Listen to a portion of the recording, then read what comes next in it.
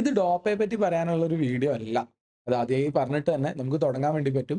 നിങ്ങള് ഒരു വട്ടം റിപ്പീറ്റ് ചെയ്യാനൊക്കെ ആഗ്രഹിക്കുന്നുണ്ടെങ്കില്, നമ്മളെ സ്വപ്നത്തിലേക്ക് വേണ്ടിയിട്ട് ഒരു വർഷം ഏതെങ്കിലും ഒരു ഇൻസ്റ്റിറ്റ്യൂട്ടിന്റെ കൂടെ യാത്ര ചെയ്യണം എന്ന് നിങ്ങൾ ഉദ്ദേശിക്കുന്നുണ്ടെങ്കില്, നിങ്ങള് എങ്ങനെയായിരിക്കണം ഒരു ഇൻസ്റ്റിറ്റ്യൂട്ട് തെരഞ്ഞെടുക്കേണ്ടത് എന്നുള്ളതാണ്. തീർച്ചയായിട്ടും ഇതുപോലെയൊക്കെ ഞാൻ ഈ പറയുന്ന എല്ലാ ക്വാളിറ്റിയിലേക്കും ഡോപ്പേനെ എത്തിക്കാൻ വേണ്ടിയിട്ടുള്ള എഫേർട്ട് എന്റെ സൈഡിന്ന് ഉണ്ടാവുന്നുണ്ടാവും. പക്ഷേ ഇത് നമ്മളെ പ്രൊമോട്ട് ചെയ്യാനോ, നമ്മുടെ കാര്യങ്ങൾ ചെയ്യാനോ അല്ല എന്നുള്ള കാര്യം ഓർക്കുക. ആൻഡ് ഈ ഒരു വീഡിയോയില് ഞാൻ പറയുന്ന ഒരു 10 പോയിന്റുകളെങ്കിലും ഉണ്ടാവും. ഈ പോയിന്റുകൾ എല്ലാം കൺസിഡർ ചെയ്തതിന് ശേഷം നിങ്ങള് ഡിഫറന്റ് ആയിട്ടുള്ള ഇൻസ്റ്റിറ്റ്യൂട്ടുകൾ കമ്പയർ ചെയ്ത് നോക്കിയതിന് ശേഷം മാത്രം നിങ്ങളുടെ തീരുമാനങ്ങൾ എടുക്കുക എന്നുള്ളതാണ് തുടക്കത്തിൽ എനിക്ക് പറയാനുള്ള കാര്യം. അപ്പോ എനിക്ക് കുറച്ചും കൂടി ഫ്രാങ്ക് ആയിട്ട് നിങ്ങളോട് ഈ വീഡിയോയിൽ സംസാരിക്കാൻ വേണ്ടി പറ്റും തോന്നുന്നുണ്ട്. ഡെഫിനിറ്റ് ആയിട്ടും നിങ്ങളുടെ അഭിപ്രായങ്ങളും നിങ്ങളുടെ നിർദ്ദേശങ്ങളും മറ്റെന്തെങ്കിലും കാര്യങ്ങൾ ഞാൻ വിട്ടുപോയതുണ്ടോ എന്നുള്ള കാര്യങ്ങളൊക്കെ പറയാൻ വേണ്ടിയിട്ട് കേൾക്കാൻ വേണ്ടിയിട്ട് ഞാൻ ആഗ്രഹിക്കുന്നു.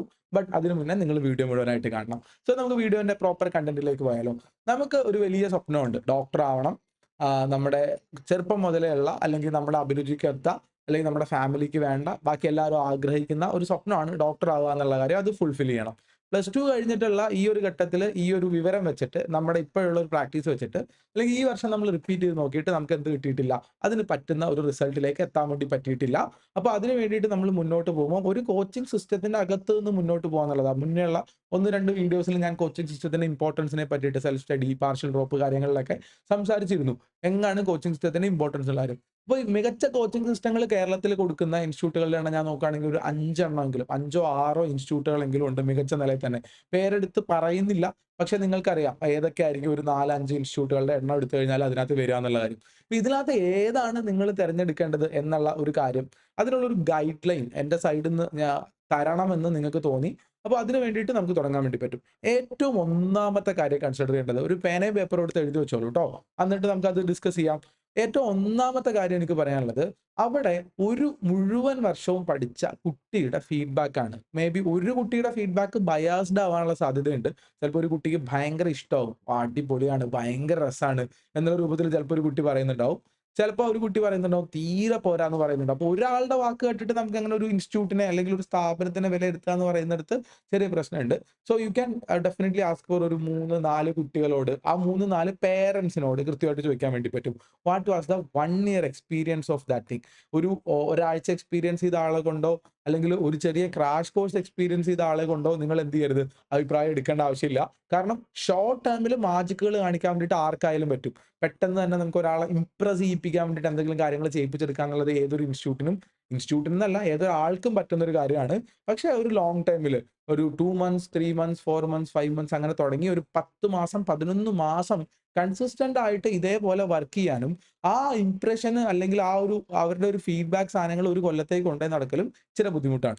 അതുകൊണ്ടാണ് പറഞ്ഞത് ഒരു 1 ഇയർ കോഴ്സ് കംപ്ലീറ്റ് ചെയ്ത തുടക്കം മുതൽ തുടങ്ങി ഏറ്റവും അവസാനം വരെ അവിടെ നിന്നിട്ട് എക്സാം എഴുതി വാട്ട് എവർ ദ റിസൾട്ട് ഓക്കെയാണ്. റിസൾട്ട് നല്ല കിട്ടിയ കുട്ടികളുടെ അഭിപ്രായം മാത്രമല്ല, റിസൾട്ട് മോശമായ കുട്ടികളുടെ അഭിപ്രായത്തിനായിരിക്കും കുറച്ചുകൂടി വാല്യൂ ഉണ്ടാവുക. So why you are not getting that അങ്ങനെ ഒരു സാധനം ഉണ്ടല്ലോ. മിക്കവാറും ഇൻസ്റ്റിറ്റ്യൂട്ടുകളിൽ നിന്നൊക്കെ കിട്ടിയ കുട്ടികളുടെ ഫീഡ്ബാക്കുകൾ, റെസ്പോൺസ് കാര്യങ്ങളൊക്കെ ഇന്റർവ്യൂസ് ആയിട്ടൊക്കെ ചേർത്ത് പുറത്തിടാറുണ്ട്. ഇപ്പൊ ഇവരുടെ വാക്കുകൾ കേൾക്കുന്നതിനേക്കാളും കിട്ടാതെ പോയിട്ടുള്ള ഒരു 90% കുട്ടികൾ, ഇപ്പൊ ഡോപ്പയിൽ 90% കുട്ടികളുണ്ടാവും. ചില ഇൻസ്റ്റിറ്റ്യൂട്ടുകളിൽ 99.9% കുട്ടികൾക്കും കിട്ടിയിട്ടുണ്ടാവില്ല.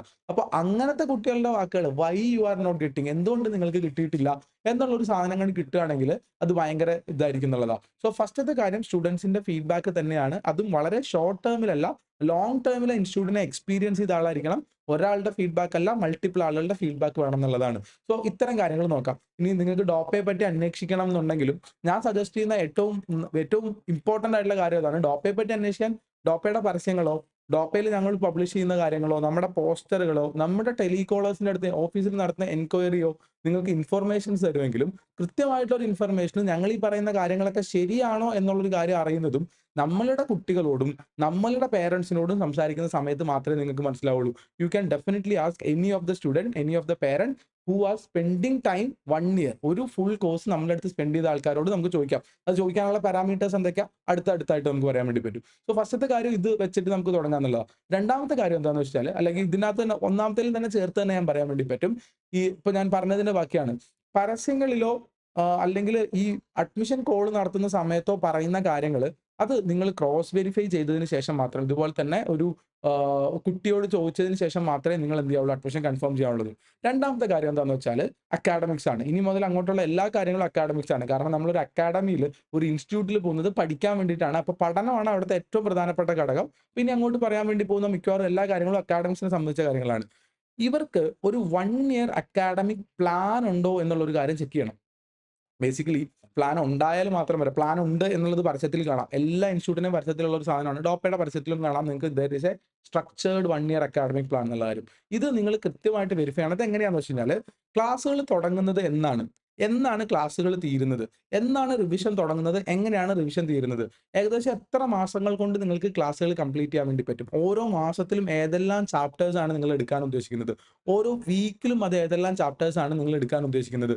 അത് ഡെയിലി അടക്കം ഷെഡ്യൂൾഡ് കിട്ടുന്നുണ്ടോ എന്നുള്ള കാര്യം. അപ്പോൾ ഞാൻ വെറുതെ പറയുകയാണെങ്കിൽ ഒരു ഇയർലി പ്ലാൻ വേണം, മന്ത്ലി പ്ലാനുകൾ വേണം, ആൻഡ് അത് വീക്ക്ലി പ്ലാനുകൾ വേണം, ആൻഡ് ഡെയിലി പ്ലാനുകൾ വേണം. ഈ സാധനങ്ങൾ കുട്ടികൾക്ക് പ്രീ ഇൻഫോം ചെയ്യാൻ വേണ്ടി പറ്റുന്നുണ്ടോ ഇൻസ്റ്റിറ്റ്യൂട്ടിന് എന്നുള്ള കാര്യം ചെക്ക് ചെയ്ത് നോക്കണം. കാരണം കുട്ടികൾക്ക് അറിയണം ഈ മാസത്തിൽ ഞാൻ ഇത്ര ചാപ്റ്റേഴ്സാണ് പഠിക്കാനുള്ളത്, ഇത്ര കാര്യങ്ങളാണ് ചെയ്യാനുള്ളത്, ഇങ്ങനെയാണ് പോകാനുള്ളത്, അടുത്ത മാസത്തിൽ ഞാൻ ഇന്നതാണ് ചെയ്യാനുള്ളത്, ഇത്ര സമയം കൊണ്ട് എൻ്റെ ക്ലാസ്സുകൾ തീരും, പിന്നെ റിവിഷൻ തുടങ്ങും, റിവിഷന്റെ പ്ലാൻ ഇങ്ങനെയൊക്കെയാണ് എന്നുള്ളൊരു കാര്യം കുട്ടികൾക്ക് നേരിട്ട് അറിയാൻ വേണ്ടി പറ്റണം. There should be A transparent scheduling. Class തീർക്കാം എന്ന് പറഞ്ഞ ഡേറ്റിൽ ക്ലാസ് തീർത്തിട്ടുണ്ടാവണം. അതൊരു ഇൻസ്റ്റിറ്റ്യൂട്ടിന്റെ ബാധ്യതയാണ്. അങ്ങനെ ചെയ്യാൻ വേണ്ടി പറ്റുന്ന ഇൻസ്റ്റിറ്റ്യൂട്ടുകൾ മാത്രമേ സ്ട്രക്ചേർഡ് ആയിട്ടുള്ളൂ. കഴിഞ്ഞ വർഷം പോലെ ഹൈ കോമ്പറ്റേറ്റീവ് എക്സാമിൽ മാർക്ക് നല്ലോണം കിട്ടണമെങ്കിൽ ഇൻസ്റ്റിറ്റ്യൂട്ടിന്റെ ഭാഗത്തുനിന്ന് വിട്ടുവീഴ്ചകൾ ഈ പറഞ്ഞ കാര്യങ്ങളിൽ ഉണ്ടാവാൻ പാടില്ല എന്നുള്ളത് നിർബന്ധമായിട്ടുള്ള ഒരു കാര്യമാണ്. സപ്പോസ് ഏതെങ്കിലും ഒരു ഇൻസ്റ്റിറ്റ്യൂട്ടിൽ നിങ്ങൾ അന്വേഷിക്കുകയാണ്, അപ്പോൾ നിങ്ങൾക്ക് ജനുവരിയിൽ ക്ലാസ് തീർക്കാമെന്ന് പറഞ്ഞു, ജനുവരിയിൽ ക്ലാസ് തീർന്നില്ല, ഫെബ്രുവരിയിലായി പോയി ക്ലാസ്, അല്ലെങ്കിൽ ഡിസംബർ തീർക്കാമെന്ന് പറഞ്ഞ സാധനം ഡിസംബർ പകുതിയായി, ഡിസംബർ ലാസ്റ്റായി, ജനുവരി തുടങ്ങി, ജനുവരി പകുതിയായി, ജനുവരി അവസാനമായി, അപ്പോഴത്തേക്കൊക്കെ ചാപ്റ്റേഴ്സ് ഓടിച്ചിട്ടാണ് എടുത്ത് തീർത്തത്. അങ്ങനത്തെ ഒക്കെ രൂപത്തിലേക്ക് ഒരു ഇൻസ്റ്റിറ്റ്യൂട്ട് പോയിട്ടുണ്ടെങ്കിൽ അത് നിങ്ങളുടെ റിസൾട്ട് മോശമാക്കുന്ന കാര്യമായിരിക്കും എന്നുള്ള കാര്യം ഓർത്തിരിക്കുക. ഇത് ആരോടാ ചോദിക്കുക? ഞാൻ ആദ്യം പറഞ്ഞ കാര്യമാണ്. അവിടെ പഠിച്ച കുട്ടീനോട് ചോദിക്കണം. ഹൗ വാസ് ചാപ്റ്റേഴ്സ് പോയിരുന്നത്? കൃത്യമായിട്ട് പ്ലാൻ ചെയ്തിട്ടാണോ പോയിരുന്നത് എന്നുള്ളൊരു കാര്യം ചോദിക്കുക. പ്ലാൻ അനുസരിച്ചിട്ടാണോ പോയത്? പ്ലാൻ അനുസരിച്ച് ഫിനിഷ് ചെയ്തിട്ടുണ്ടോ? ഇവർ ഈ പറയുന്ന പ്ലാൻ അവർക്ക് എക്സിക്യൂട്ട് ചെയ്യാൻ വേണ്ടി പറ്റിയിട്ടുണ്ടോ? കുട്ടീനോട് ചോദിക്കണം. ഒരു കുട്ടീനോടല്ല, മൾട്ടിപ്പിൾ കുട്ടികളോട് ചോദിക്കുക. ഡെഫിനറ്റ്ലി നോക്കുക. ഇത് വളരെ ഇമ്പോർട്ടന്റ് ആയിട്ടുള്ള കാര്യമാണ്. ഇനി മൂന്നാമത്തെ കാര്യം, അപ്പോൾ അങ്ങനെ ഒരു പ്ലാൻ ഉണ്ടായിരുന്നു. മൂന്നാമത്തെ കാര്യം എന്ന് പറഞ്ഞാൽ എക്സാം ആണ് നമ്മൾ നോക്കേണ്ട കാര്യം. കാരണം നമ്മൾ നീറ്റ് എക്സാമിന്റെ ട്രെയിനിങ്ങിനാണ് പോകുന്നത്.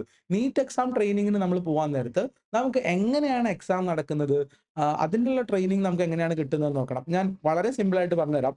നമ്മൾ ഓരോ ചാപ്റ്ററുകൾ പഠിക്കുമ്പോഴും ആ ചാപ്റ്ററിന് ചാപ്റ്റർ ടെസ്റ്റുകൾ വേണം. 1ഓ 2ഓ ലെവലിൽ ഒരു ചാപ്റ്റർ കഴിയുന്ന സമയത്ത് ഒരു ചാപ്റ്റർ ടെസ്റ്റ് വേണം. അതിനൊരു വീക്ക്ലി എക്സാമുകൾ വേണം. ഇപ്പോൾ ഡോപ്പയിലത്തെ കാര്യം ഞാൻ പറഞ്ഞുതരാം. എല്ലാ മൺഡേയും എല്ലാ ഫ്രൈഡേയും എക്സാം നടക്കും എന്നുള്ളതാണ് ഞാൻ ഈ വീഡിയോയിൽ പറയുന്നത്, ഞങ്ങളുടെ ബ്രോഷറിൽ പറയുന്നത്, ഞങ്ങളുടെ ഇയർ പ്ലാനിൽ പറയുന്നത് എല്ലാം അങ്ങനെ തന്നെയാണ്. അപ്പോൾ നിങ്ങൾ ഡെഫിനറ്റ്ലി ചെക്ക് ചെയ്യണം. എല്ലാ വീക്കിലും വീക്ക്ലി എക്സാം നടന്നിട്ടുണ്ടോ എന്നുള്ളൊരു കാര്യം നോക്കണം. അത് ചെക്ക് ചെയ്യേണ്ടത് നിങ്ങൾക്ക് ഈ പറഞ്ഞ പോലെ തന്നെ ഫീഡ്ബാക്ക് നോക്കിയിട്ടാണ് ചെയ്യേണ്ടത്. അപ്പോൾ വീക്ക്ലി എക്സാം നടക്കണം. അപ്പോൾ കുട്ടികൾ എന്താ ചെയ്യേണ്ടതെന്ന് വെച്ചാൽ ഓരോ ദിവസവും നമ്മൾ ഷെഡ്യൂൾ അനുസരിച്ച് പഠിക്കുമ്പോൾ തൊട്ട് മുന്നിലുള്ള വീക്ക്ലി എക്സാമിന് വേണ്ടിയിട്ടാണ് ഇവരുടെ പഠനത്തിനെ ഇവരിങ്ങനെ ഓറിയന്റ് ചെയ്യുക. ഒരു ലക്ഷ്യം വേണമല്ലോ. ഓരോ ആഴ്ചയിലുള്ള ലക്ഷ്യവും ഓരോ ആഴ്ചയിലുള്ള വീക്ക്ലി എക്സാമുകളാണ് ലക്ഷ്യം വെക്കേണ്ടത്.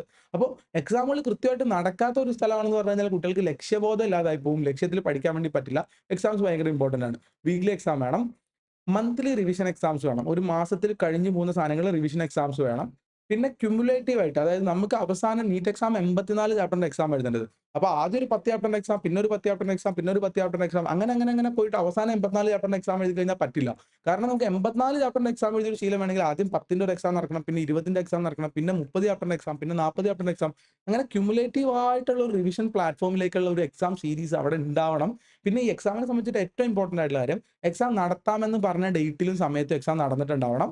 റിസൾട്ട് കൃത്യമായിട്ട് വന്നിട്ടുണ്ടാവണം. ഈ റിസൾട്ടിന്റെ അനാലിസിസ് കുട്ടികളെ ചെയ്യാൻ പ്രോംപ്റ്റ് ചെയ്തുകൊണ്ടിരിക്കണം. കുട്ടികളോട് അനാലിസിസ് ചെയ്യണം എന്നുള്ളതിന്റെ ഇമ്പോർട്ടൻസും, കുട്ടികൾ അനാലിസിസ് ചെയ്യുന്നുണ്ടോ എന്നുള്ള കാര്യങ്ങളും, അനലൈസ് ചെയ്ത് കഴിഞ്ഞിട്ട് അവരുടെ റെസ്പോൺസുകൾ നമ്മൾ കൃത്യമായിട്ട് അവരുടെ മെന്റേഴ്സ്, ഇൻസ്ട്രക്ടേഴ്സ്, ക്ലാസ് ടീച്ചേഴ്സ് ആരെങ്കിലും വഴിയിട്ട് അതിനുള്ള ഇൻസ്ട്രക്ഷൻസ് കൃത്യമായിട്ട് കൊടുത്തുകൊണ്ടേയിരിക്കണം കുട്ടികൾക്ക്. ആൻഡ് പേരൻസിനും ഇതിന്റെ ഒരു അനാലിസിസ് റിപ്പോർട്ടും, മന്ത്ലി ആണെങ്കിലും അതിന്റെ ഒരു കംപ്ലീറ്റ് റിപ്പോർട്ടും പേരൻസിന്, ഒരു പ്രോഗ്രസ് കാർഡ് പോലെയുള്ള സാധനങ്ങൾ പേരൻസിനെ അറിയിക്കാൻ വേണ്ടി പറ്റണം. ഇത് വളരെ പ്രധാനപ്പെട്ട കാര്യമാണ്. അപ്പോൾ നിങ്ങൾ മൂന്നാമത്തെ പോയിന്റ് ആയിട്ട് അവിടുത്തെ എക്സാം പാറ്റേണിനെ പറ്റിയിട്ട് ആലോചിക്കാം. And study material, I don't think അതൊരു ഭയങ്കര ഇമ്പോർട്ടന്റ് ആണ്. കാരണം ഓൾമോസ്റ്റ് എല്ലാ ഇൻസ്റ്റിറ്റ്യൂട്ടിലെ സ്റ്റഡി മെറ്റീരിയൽസ് ഞാൻ കണ്ടിട്ടുണ്ട്. എല്ലാം നല്ലതാണ്. ബേസിക്കലി സ്റ്റഡി മെറ്റീരിയൽ എന്ന് പറയുന്ന ഒരു സാധനം കൊണ്ട് നമ്മൾ ഉദ്ദേശിക്കുന്നത് ക്വസ്റ്റ്യൻ ബാങ്ക് ആണ്. പ്രാക്ടീസ് ചെയ്യാനുള്ള ക്വസ്റ്റ്യൻസിന്റെ അളവ് കിട്ടുക എന്നുള്ളത്. അപ്പോൾ മിക്കവാറും എല്ലാ ഇൻസ്റ്റിറ്റ്യൂട്ടിനും നല്ല നിലയിൽ ക്വസ്റ്റ്യൻ ബാങ്ക് കിട്ടാറുണ്ട്. അപ്പോൾ അതൊരു കമ്പയറിംഗ് പോയിന്റ് ആയിട്ട് നമുക്ക് വെക്കേണ്ട ആവശ്യമില്ല. പിന്നീട് ഏറ്റവും പ്രധാനപ്പെട്ട കാര്യം അവിടുത്തെ മെന്റർഷിപ്പ് ആണ്. ഇപ്പോൾ കേരളത്തിൽ ഈ പരസ്യങ്ങളൊക്കെ കാരണം ഏറ്റവും കൂടുതൽ തെറ്റിദ്ധരിക്കപ്പെടുന്ന വാക്ക് മെന്റർഷിപ്പ് എന്നുള്ളതാണ്. എന്താണെന്ന് വെച്ച് കഴിഞ്ഞാൽ, ഞാൻ ആ മെന്റർഷിപ്പ് എന്നുള്ള വാക്കൊന്ന് ക്യാൻസൽ ചെയ്തിട്ട് പറയാം. നിങ്ങൾക്ക് തരുന്ന ഇൻസ്ട്രക്ഷൻസ് അത് എത്രത്തോളം പ്രോപ്പർ ആണ് എന്നുള്ള കാര്യം ചോദിക്കണം. അതായത് ഇതുവരെ +2 പഠിക്കുന്ന ഒരു കുട്ടി, അവര് ഒരു ആവറേജ് സ്റ്റുഡന്റ് ആണ്. ഒരു 80% 85% മാർക്ക് പിടിച്ച ഒരു കുട്ടിയാണ്. ആ കുട്ടിക്ക് പഠിക്കാൻ തുടങ്ങുന്ന സമയത്ത് ആ കുട്ടിക്ക് സ്കൂളിൽ പഠിച്ച ഒരു എക്സ്പീരിയൻസ് ആണുള്ളത്. ഈ സ്കൂളിൽ പഠിച്ച എക്സ്പീരിയൻസിൽ തന്നെ പഠിച്ച് മുന്നോട്ട് പോയി കഴിഞ്ഞാൽ ആ കുട്ടിക്ക് യാതൊരു കാരണവശാലും നീറ്റ് കിട്ടില്ല. അത് 99% മാർക്കോ 100% മാർക്ക് മേടിച്ച കുട്ടിയാണെങ്കിൽ പോലും സ്കൂളിൽ പഠിച്ച പോലെ പോയാൽ നീറ്റ് കിട്ടില്ല. അപ്പൊ നീറ്റിന് എങ്ങനെയാണ് പഠിക്കേണ്ടത്? നീറ്റിൽ എന്താണ് മുന്നോട്ട് കൊണ്ടുപോകുന്നുള്ള കാര്യങ്ങൾ ഡേ ബൈ ഡേ ആയിട്ട് ഇൻസ്ട്രക്ഷൻസ് തരുന്നുണ്ടോ? എല്ലാ ദിവസവും ഇങ്ങനെ തുടങ്ങണം, ഈ സബ്ജക്ട് ഇങ്ങനെയാണ്, ഇത് ഇങ്ങനെയാണ് പഠിക്കേണ്ടത്, ഇങ്ങനെയാണ് റിവൈസ് ചെയ്യേണ്ടത്, ഇങ്ങനെയാണ് നോട്ട് എഴുതേണ്ടത്, ഇങ്ങനെയാണ് ഷോർട്ട് നോട്ട് എഴുതേണ്ടത് എന്നുള്ള രൂപത്തിലേക്ക് ഈ ഒരു തരത്തിലുള്ള ഇൻസ്ട്രക്ഷൻസ് കുട്ടികൾക്ക് ഏതെങ്കിലും ഭാഗത്തുനിന്ന്, മെന്റർ തന്നെ ആവണമെന്നൊന്നുമില്ല, ക്ലാസ് ടീച്ചറോ ഫാക്കൽറ്റീസോ ഏതെങ്കിലും ഭാഗത്തുനിന്ന് റെഗുലറായിട്ട് ഇൻസ്ട്രക്ഷൻ കിട്ടുന്നുണ്ടോ? ഏതെങ്കിലും ഒരു സമയത്ത് വന്നിട്ട് ഇൻസ്ട്രക്ഷൻ ഒരു 2 മണിക്കൂറിന്റെ ഇൻസ്ട്രക്ഷൻ മീറ്റിംഗ് കൂടി ഫുൾ ഇൻസ്ട്രക്ഷൻ ഒരുമിച്ച് തന്നിട്ട് പിന്നെ ഒരു 2 മാസം കഴിഞ്ഞിട്ട് വീണ്ടും 2 മണിക്കൂറിന്റെ ഇൻസ്ട്രക്ഷൻ തന്നാലും മതിയാവില്ല എന്നുള്ളതാണ് കാര്യം.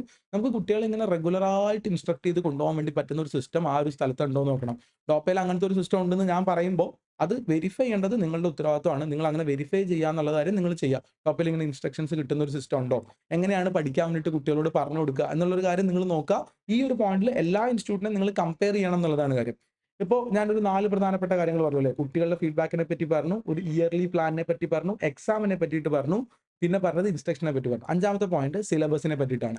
നമ്മുടെ നീറ്റിന്റെ സിലബസ് വളരെ സ്പെസിഫൈഡ് ആണ്. കൃത്യമായിട്ട് ഇത്ര ചാപ്റ്റേഴ്സ്, ഓരോ ചാപ്റ്ററിൽ നിന്നും ഇത്ര ഇത്ര ടോപ്പിക്കുകൾ, ഓരോ ടോപ്പിക്കുകളിൽ നമ്മൾ അക്വയർ ചെയ്യേണ്ട നോളജ് ഇത്ര ഇത്ര എന്നുള്ള ഒരു കാര്യം കൃത്യമായിട്ട് നീറ്റിന്റെ സിലബസിനകത്ത് പറഞ്ഞിട്ടുണ്ട്.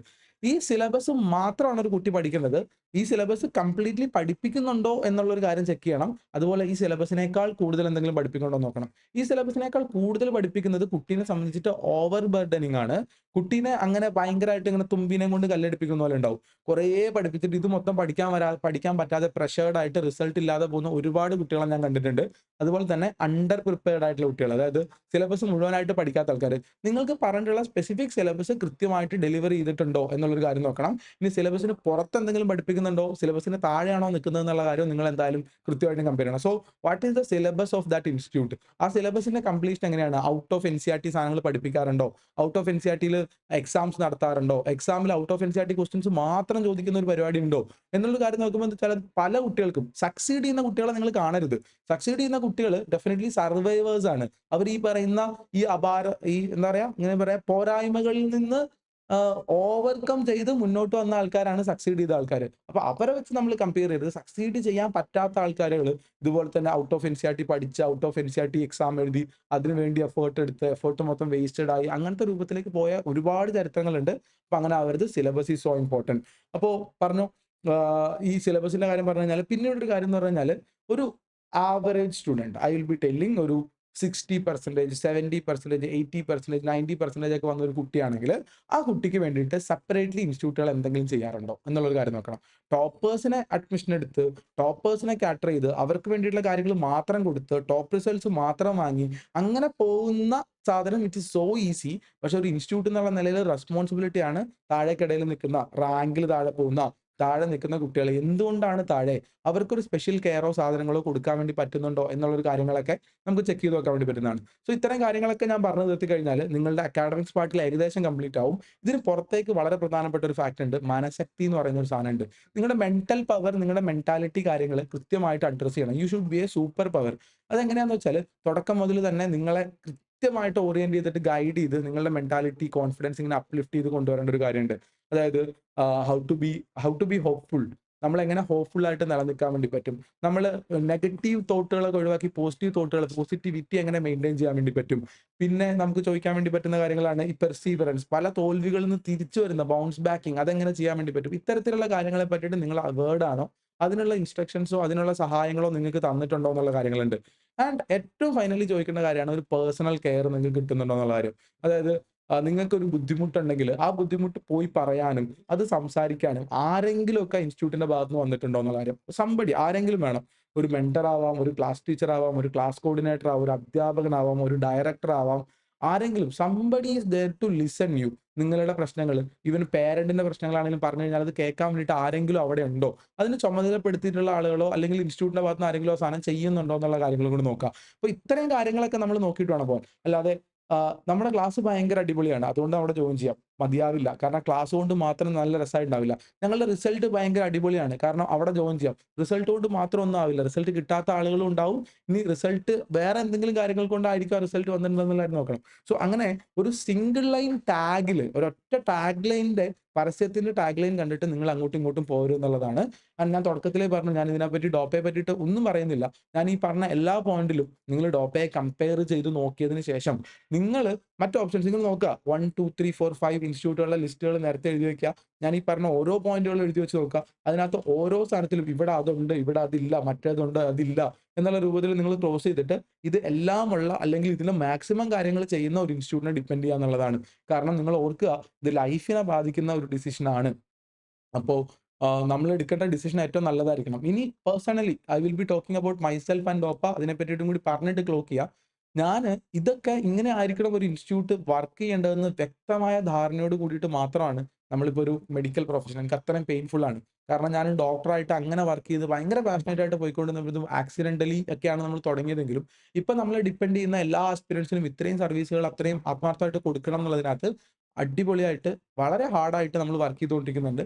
And we will try to fulfil all these things അതാണ്.